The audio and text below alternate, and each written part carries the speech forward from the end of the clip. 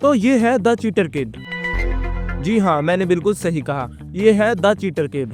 और आजकल के बच्चे इसको अपनी मम्मी मानते हैं। ऐसे बच्चों की तो मसला ये हुआ कि द चीटर किड ने अपने एक्स बॉयफ्रेंड उत्सव के नाम पर बहुत ज्यादा व्यूज छापे, मतलब इतने व्यूज छापे जितने व्यूज तो व्लॉगर्स अपनी गाड़ियों पर नहीं छापते। मुझे क्यों तोड़ा? फिर चीटर किड ने उत्सव के साथ ब्रेकअप कर लिया और उसको इतनी ज्यादा गालियां दी, मतलब उसको पूरा हिंदी फिल्म वाला अमरीश पुरी बना दिया कि ये तो मेरे साथ मारपीट करता है। पे झूठ क्यों बोलती है तू? Proven I just tossed a bullet and the bullet। तब तो चलो उत्सव भाई ने कुछ भी नहीं कहा, उनको बहुत ज्यादा हेट मिलने के बाद भी। लेकिन पूरे 1 साल के बाद उत्सव भाई में आई एमी वे बनता है की आत्मा, और उन्होंने द चीटर किड के लिए निकाल दिया एक डिस ट्रैक, वो भी इंस्टाग्राम पर।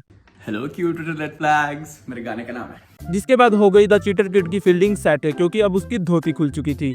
नहीं, लड़की के लिए ये वर्ड्स ठीक नहीं है, लेकिन ये तो लड़की नहीं है, मतलब कुल मिला के लोगों को इसकी सच्चाई पता चल चुकी थी। सॉरी बोलने आई कहती बेबी आई लव यू, मुझको दे गई तू, उसने तुझको दिए थे जो फूल। और तुम्हें पता ही होगा कि चीटर किड वैसे भी कंट्रोवर्सीज में पड़ती ही रहती है, कभी खैर वो समय यहाँ नहीं बोल सकता। मतलब कंट्रोवर्सी और द चीटर किड का वही रिश्ता है जो समय रैना और डार्क कॉमेडी था।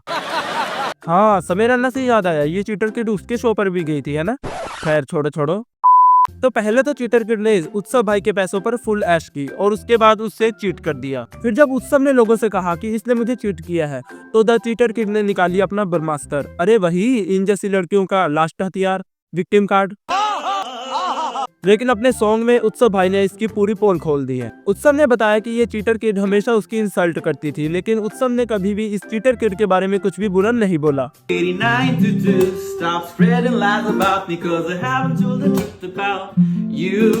फिर वैलेंटाइन डे के आसपास चीटर किड ने उत्सव भाई को कॉल किया और कहा कि चलो पैचअप करते हैं। वैलेंटाइंस के आसपास कॉल आया था, मुझे कहती थी कि मुझे गिव इट अनदर ट्राई। मैंने खुद से ही सोचा एकदम से इसको ये क्या हो गया भाई। हाँ, हलवा है ना।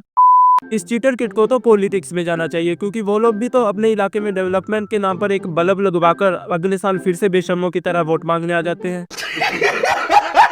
खैर, तो इस पैचअप की बात पर उत्सव भाई ने शुगर मनाओ मना कर दिया। अगले ही दिन मुझे समझ आई कहानी, रिलीज डेट सैडी टू बैडी थी जो आ गई। फिर पता चलता है कि चीटर किड की न्यू वीडियो आने वाली थी, इसलिए उसने पैचअप की बात की थी। मतलब भाई दोगलेपन की भी हद होती है यार।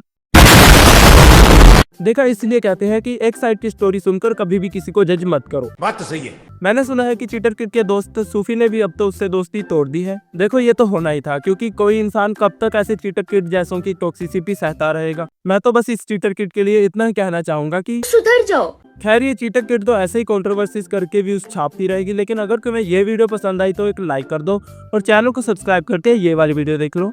और हाँ, याद रखना, चीटर किड और गली के कुत्ते में सिर्फ इतना ही फर्क है कि गली का कुत्ता गली में ही भौंकता है, लेकिन दोनों से हमेशा दूर रहो।